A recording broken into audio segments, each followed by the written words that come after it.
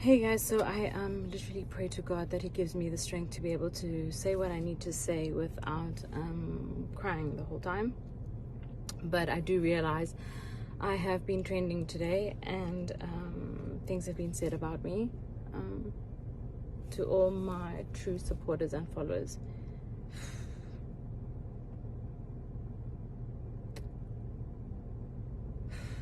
I honestly feel like you guys know the core and the essence of what I am, so I would be doing myself a disservice by not saying something. I think probably what I did wrong in the past is brush all of this under the carpet and not say anything, just because I don't like drama. I'm a peaceful person. I prefer to focus on my own things, but I'm different. I've grown, and I think I'm a really strong woman, and I believe other women should never ever let another man step on the name you've built, so you've worked so hard to build. So I'd like to address things that were said about me by Mulema Marahanye, Jub on Mac G's show, as well as Mac G. Okay, so there's three things that I mainly want to address. The first was saying that he smashed me. First of all, Mulema, you raped me.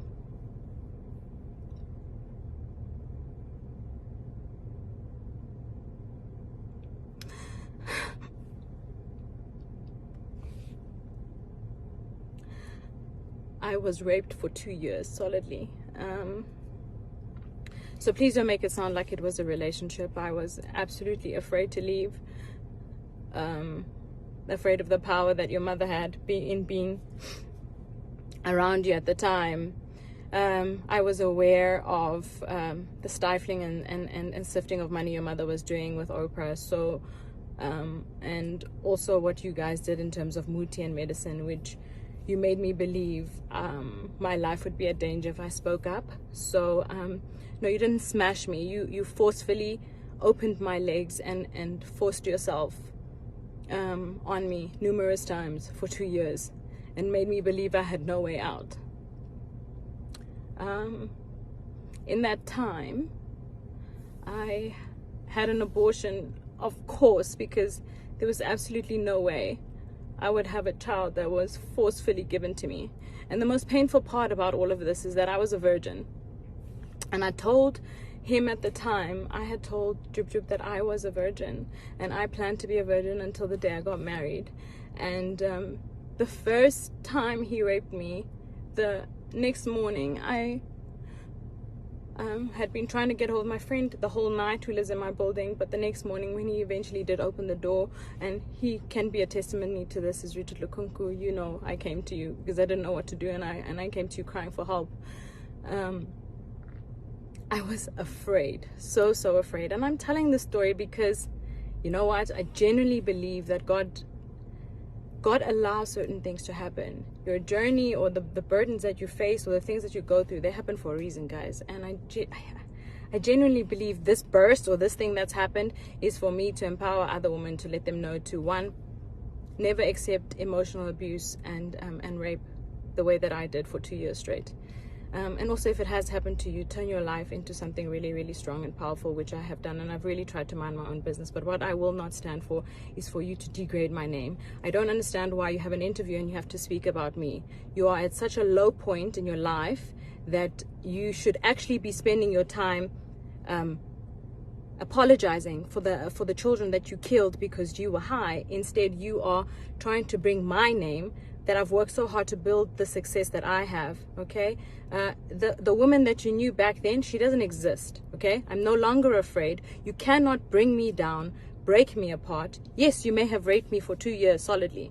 And I want people to know the criminal that you really are. I really wish, you know, that you served a longer jail time, that you were still in prison. You know, just to describe, I've actually never spoken about this. I've never even opened about, I've told my husband in bits and pieces of this time in my life, because I think I actually blocked it out because it was so traumatic to me. But he would do things like wait for there to be people to rape me because it got boring just to rape me plain and at home. I remember the one time I had my siblings visiting, from school, and he would do it while they were around in the same room so that I wouldn't scream, you know. I want people to know the kind of person that I dealt with. God, this is so not on brand. You know, so I will not allow my name to be dragged in the dirt, and to have some man speak about me like, you're so smooth, you managed to smash me. You didn't smash me, you raped me. You raped me, and I was still a good enough person, and I never ever spoke about it. I focused on my own and carried on with my own life. But what I will not do is let you destroy my name. I wrote a few notes so that I don't forget everything. And the other thing that you said is, I left you because I saw a picture with Kelly. I just want people to know that I left because he tried to kill me. He suffocated me. He literally suffocated me. And I remember that day so vividly. It was like, I prayed to God for the strength to kick him off, which I did. He had locked all the doors. He would lock me in the house sometimes, take my car, monitor my movements. I was in varsity at the time. I would not always be allowed to have my own car. I wouldn't be allowed certain friends.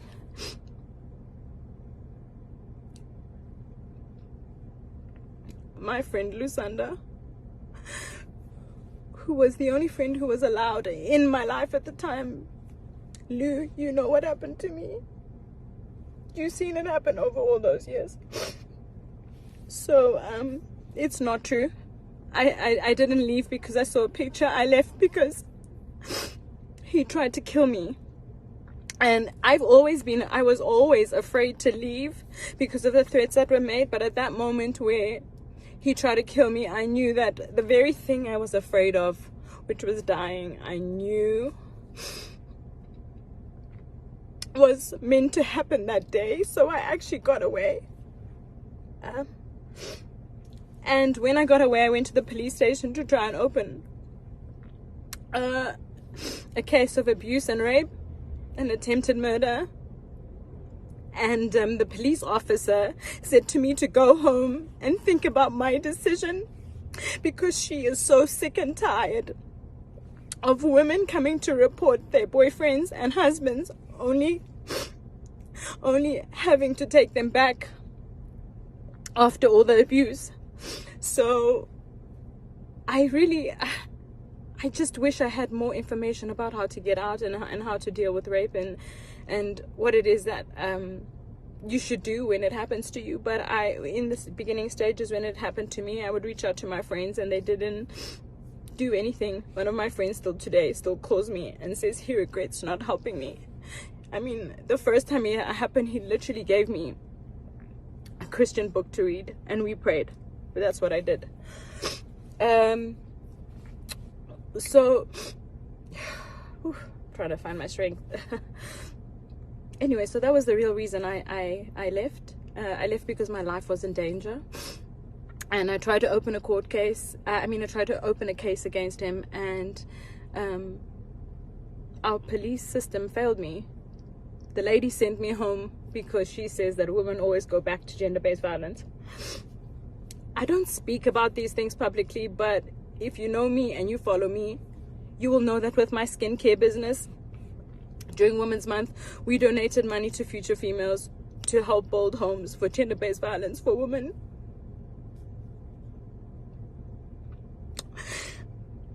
For women who have been victims to gender-based violence. This is a cause I am extremely passionate about.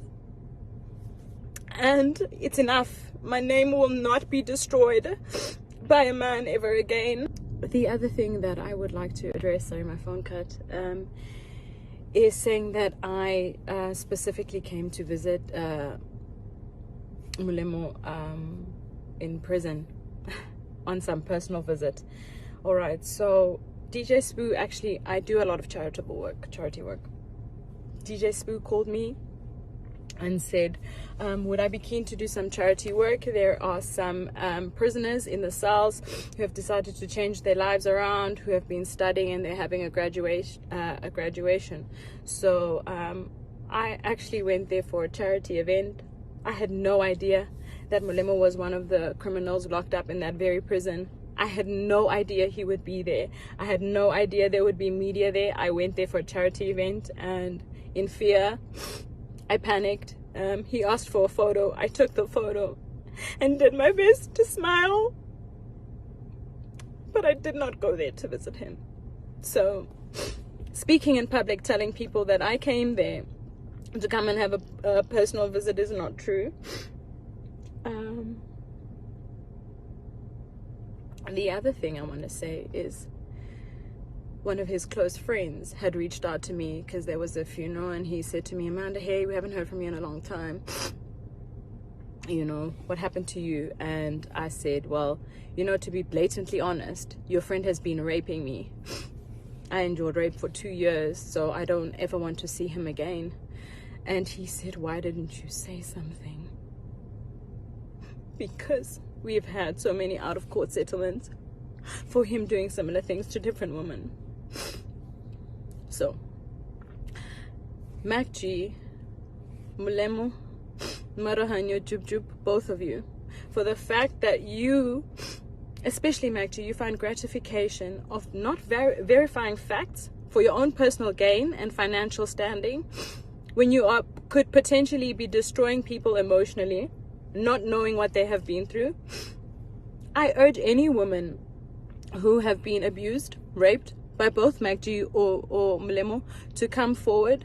And Kelly Kumala, I just want to say, I believe you. And I think you're an incredible mom. I don't need to know the details because I endured the trauma myself. And I know you probably fought to be alive too. So, you know, any woman who've endured any abuse from Mac G, from Molemo Jub, because I genuinely believe that it takes an abuser and someone who condones gender-based violence to have been able to conduct an interview like this and to speak of women in such a manner. It is 2021, guys. It is not okay anymore. Okay, we may have accepted your abuse before. Our parents and grandmothers before us may have accepted it, but this stops here. Okay, I am the example. If there's any of those women who have been abused by these men, I urge you to please DM me, come forward, and we will fight them together, because I'm not afraid anymore. Okay, and evidently they're using my name in their interviews for relevance, because I'm quietly focusing on my career, which is very successful at that. God has been so good and gracious to me. But I also believe that God would have not allowed these things to happen to me if there wasn't a purpose and a reason for it. Okay? So if you've gone through this by these men, please reach out to me and we'll fight them. We have a very big problem of gender-based violence in this country. And I think that the change will only start if we start to speak up. It needs to stop, guys. It's not okay. And you need to know that if you have been a victim of this and this has happened to you, you have not done anything wrong. And it is absolutely okay to stand up for yourself. And it doesn't matter what anybody thinks. And don't worry, my biggest thing was, would people believe me? And that was my biggest thing. And the second thing was, would it affect my work? You know, as a female, I genuinely believe we're always fighting double time against the opportunities that men have. So I didn't want to create any problems for myself. I just wanted to make sure that I was successful at all costs. And although that's what I may have wanted, I realized that putting this, I literally stored this under a rug and I hoped that I would forget about it, but I never dealt with it. And listening to a podcast like that, having it played back to me, I cannot believe that somebody would fabricate that amount of lies Malemo, I don't know. Obviously, I know why. This is for clout. Here's my attention. You wanted my attention. You got it. But this time, you're getting my attention, and I'm fighting for every single person who has been abused, harassed, and raped. It stops here. It stops now. You no longer have to accept this. And MacG, you will no longer use a female's name for your financial game. Your publicity of your podcast is not more important than the safety of our women. Okay, the change starts with us. If we don't protect our women, which you two have both done a terrible job at doing, I'm going to change that narrative. Okay, it stops here. It stops now. I'm actually really proud of myself for speaking up about this and telling my story. For years, I was traumatized. I remember literal flashbacks of my younger sister and I literally running away from the house because we were afraid. We were afraid of what would happen to us. And now I'm in such a position where I'm empowered, I'm strong, and I know that God is in control. I'm not afraid of you. And it's wrong what you did. You took the virginity of a woman who was saving herself for marriage. Not once, but you continuously raped me for 2 years. My spirit almost died. I almost died. I tried to kill myself twice because of what you did. But you know what? I'm so grateful. I don't regret anything that has happened to me. I think I've come out stronger. A lot of people ask me how come I'm able to keep going that much more, why it is I'm so resilient and so strong. And this is it. This is the proof. When you've gone through so much and you still choose to overcome, like, I'm in a place where I'm fearless. I'm not afraid of you, okay? And I will take you up to court legally for defamation of defamation of character, both MacG and Toop. It is not okay for you to drag my name in the dirt, that you guys need to be relevant for whatever reasons in your career, okay? I will meet you in court, and any women who have been harassed, raped, and abused by these two men, I have your back. Kelly, this is including you. If you guys needed just a little bit of more support to fight these people, I got you. It stops here. This is rubbish, okay? The change starts with us, and we are the change. I love you guys so much. Really, all of you that have been such an important part of my journey and my career, and it's been an amazing opportunity to grow with you, and I think it's important that I share this with you. So yeah, I'm standing for change, and I will fight this, and you will not drag my name that I've worked so hard to build.